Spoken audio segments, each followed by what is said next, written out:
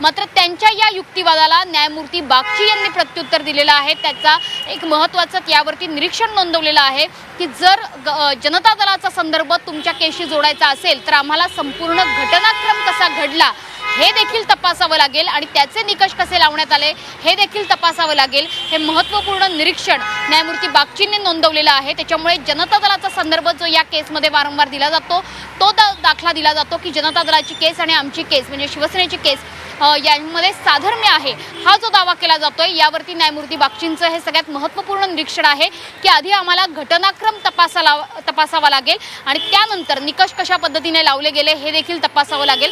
त्यामुळे जनता दलाचा दाखला देताना न्यायमूर्ती बागचींचं हे निरीक्षण हे स्टेटमेंट अतिशय महत्त्वाचं ठरतंय।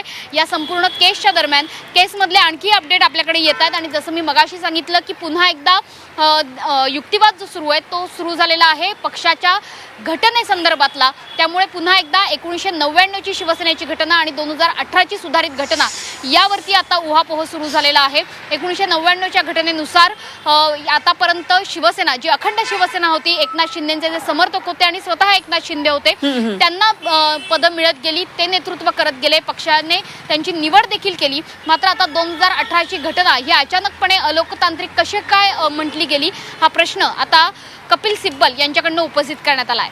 अगदी दोन महत्त्वाचे अपडेट आणि खूप इंटरेस्टिंग मला वाटतं ही म्हणता येईल आता कोर्टातली अपडेट। कृष्णन मला आपल्याकडून जाणून घ्यायचंय यामध्ये पक्षफूट आणि अपात्रता हे दोन वेगळे मुद्दे आहेत आणि पक्षानं आमदारांना अपात्र करण्याची मागणी केलेली होती आणि हे दोन्ही मुद्दे अध्यक्ष पाहू शकत नाहीत पक्षफूट आणि चिन्ह त्याचप्रमाणे आमदार अपात्रता असं तुम्ही एकत्र करता असं कोर्ट म्हणतंय। मात्र पक्षफूट आणि आमदार पात्रता हे दोन वेगवेगळे आहेत असं सध्या कोर्टात चाललंय। तर नेमकं हे काय आहे सध्या कोर्टामध्ये या संदर्भातल्या काय घडामोडी सुरू आहेत? अनुपमा तत्कालीन परिस्थितीत तेव्हाची जेव्हा 2022मध्ये पक्षफूट झाली त्यानंतर तत्कालीन उपाध्यक्ष नरहरी झिरवळ होते जे नरहरी झिरवळ यांच्या माध्यमातून हे प्रकरण पुढे नेण्याचा प्रयत्न तत्कालीन महाविकास आघाडीनं प्रयत्न केला होता आणि त्याचवेळी पक्षाकडून म्हणजे शिवसेना पक्षाकडून गटनेता जो आहे तो एकनाथ शिंदेना हटवून अजय चौधरी यांना केलं गेलं होतं आणि त्यानंतर जो मुख्य व्हीप आहे तो सुनील प्रभू यांना केला होता। नंतर मुख्य व्हीप हा ज्यांनी एकनाथ शिंदे यांनी भरत गोगावले यांना केला व्हीप आणि तो व्हीप लागू केला गेला आणि त्यानंतर तत्कालीन काळ जो आहे तो जे आमदार सुरुवातीला अगदी पाहिलं गेलं तर अनुपमा जे पहिल्या रात्री फुटून गेले त्यावेळी 14 आमदार होते त्यानंतर परत 18 आमदार नंतर 31 आमदार असे जवळपास नंतर 39 आमदार असे वाढत गेलेले पाहायला मिळते। हाच मुद्दा जो आहे तो कपिल सिब्बल यांच्याकडून वापरला गेला आहे की त्यावेळी 2/3 आमदार होण्याची वाट पाहिली गेली आणि त्यानंतर निर्णय घेतला गेला अशा प्रकारचं त्यांनी यावेळी हे केलेलं आहे युक्तिवाद केलेला आहे। त्याचवेळी पक्षानं या आमदारांच्या विरोधात ह्या आम्हाला अपात्र करावा अशा प्रकारची मागणी आम्ही विधानसभा अध्यक्षांकडे केली होती तत्कालीन उपाध्यक्षांकडे केली होती आणि त्यानंतर नंतर आपल्याला माहिती आहे की सरकार एकनाथ शिंदे यांचं आलं त्यानंतर अध्यक्ष बदलले गेले त्यानंतर पुन्हा विधानसभा अध्यक्ष नव्याने आलेले राहुल नार्वेकर यांनी आमदारांकडे खुलासा मागितला गेला जे नोटिसा दिल्या गेल्या त्यावर त्यांचा खुलासा गेले परंतु त्यानंतर पुढे काही झालं नाही आणि त्याचवेळी विधानसभा अध्यक्षांकडून पक्षचिन्ह आणि आमदार अपात्रता हे दोन्ही मुद्दे एकाच वेळी तपासले जाऊ शकत नाहीत असं कपिल सिब्बल यांचं मत आहे। त्या संदर्भात कपिल सिब्बल यांचा विधानसभा अध्यक्ष राहुल नार्वेकर यांच्याकडे थोडासा आरोप होतोय की त्यांनी हे दोन्ही मुद्दे एकत्रित केले गेले। त्याचवेळी कपिल सिब्बल यांच्याकडून पक्षचिन्ह त्यानंतर आमदार अपात्रता आणि इतर जो मुद्दा आहे अशा प्रकारे तुम्ही एकत्र करत आहात असा मुद्दा जो आहे तो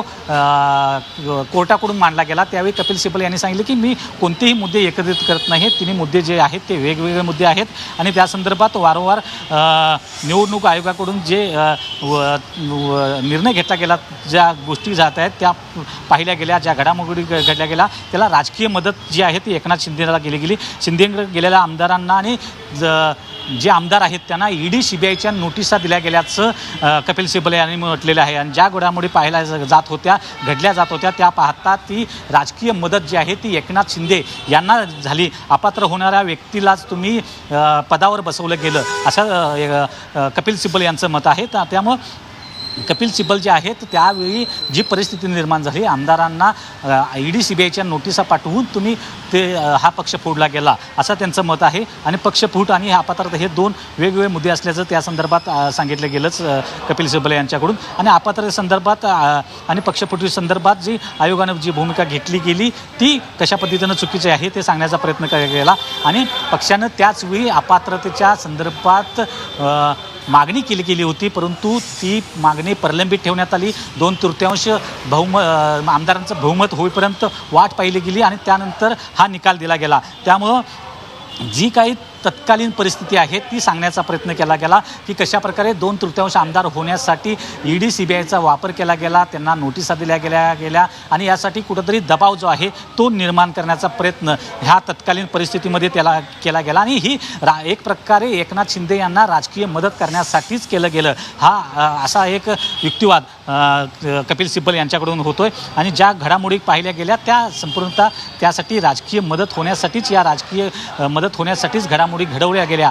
आणि त्यासाठी अपात्र व्यक्तीला म्हणजे जे आमदार होते 39 आमदार ते त्यापैकी एकनाथ शिंदे हे देखील एक आमदार होते आणि त्यांच्या अपात्रतेच्या संदर्भात देखील मागणी केली गेली होती. आणि एका अपात्र व्यक्तीलाच मुख्यमंत्री हे बनवलं गेलं. त्यासाठी कशाप्रकारे जो भाजपनं देखील सहकार्य केलं गेलं, एकनाथ शिंदे यांचं स्वागत भाजपच्या आमदारांनी कसे केलं गेलं. आणि जेव्हा सरकार स्थापनेसाठी एकनाथ शिंदे यांनी भाजपच्या आमदार आपल्यासोबत असल्याचा राज्यपालांकडे दावा केला गेला, तेव्हा एक भाजपचे आमदार हे सोबत असल्याचं तेव्हा सांगितलं गेलं होतं किंवा पाठिंबा हा भाजप आमदारांचा आहे हे सांगितलं गेलं होतं. त्यामुळं हे जे चित्र जे आहे ते निर्माण केलं गेलं की उद्धव ठाकरे यांचं सरकार उलटवण्यासाठी कशाप्रकारे प्रयत्न केले गेले आणि हे त्यासाठी ईडी सीबीआयची कशाप्रकारे मदत केली गेली. आणि आयोगाला सरसकट चिन्ह देण्याचा अधिकार नाही, एवढा मोठा निर्णय जो आहे देण्याचा अधिकार आयोगाला थेटपणे नाही आणि आपल्या कार्यकक्षेबाहेर जाऊन निर्णय घेतला गेला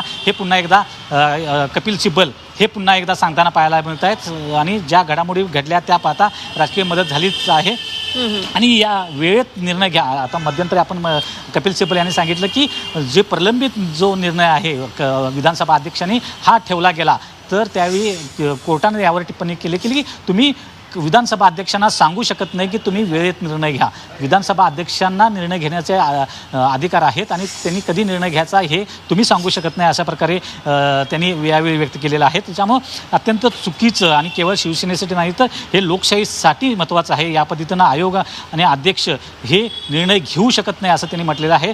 आता त्यांचा कल जो आहे तो आमदार अपात्रतेच्या संदर्भात येत आहेत. आतापर्यंत केंद्रीय निवडणूक आयोगावर ते ताशेरे ओढवत होते, आता ते विधानसभा अध्यक्षांकडे आलेलं पाहायला मिळत आहेत आणि हे चुकीचं आहे लोकशाहीच्या दृष्टीनं. आणि विधानसभा अध्यक्ष आणि आयोग यांनी हे चुकीचे निर्णय घेतलेले आहेत आणि लोकशाहीसाठी कशाप्रकारे घातक आहे हे सांगण्याचा प्रयत्न हे कपिल सिब्बल यांच्याकडून होतोय. आणि त्याचबरोबर आयोगाला जे काही निर्णय घेतले गेले आयोगाकडून ते कशाप्रकारे चुकीचे आहेत, आपल्या कार्यकक्षेच्या बाहेर आहेत हे सांगण्याचा प्रयत्न कपिल सिब्बल यांच्याकडून होताना पाहायला मिळतोय. एकंदरीतच अनुपमा जे काल मुद्दे घेतले गेले होते आत्तापर्यंत आमदार अपात्रतेच्या संदर्भात काही युक्तिवाद होता तो आता पुढे जाताना पाहायला मिळतोय. आत्तापर्यंतचा पक्षचिन्ह त्यानंतर पक्षाची घटना पक्षात कशाप्रकारे लोकशाही आहे हे सांगण्याचा प्रयत्न कपिल सिब्बल यांच्याकडून झाला. आता विधानसभा अध्यक्षाच्या दृष्टिकोनातून जे आमदार अपात्रतेचा मुद्दा आहे 10th शेड्यूलकडे अजून ते वळलेले नाहीत. 10th शेड्यूल हे अत्यंत मोठं प्रकरण आहे आणि त्या 10th शेड्यूलनुसारच महत्त्वाच्या ज्या घडामोडी पक्षांतर बंदी कायदा असेल आणि त्याचबरोबर एखाद्या पक्षात विलीन होणं असेल किंवा या ज्या गोष्टी असणार आहेत त्या महत्त्वाच्या आहेत आणि त्याकडे नक्कीच हे कपिल सिब्बल त्याकडे जातील.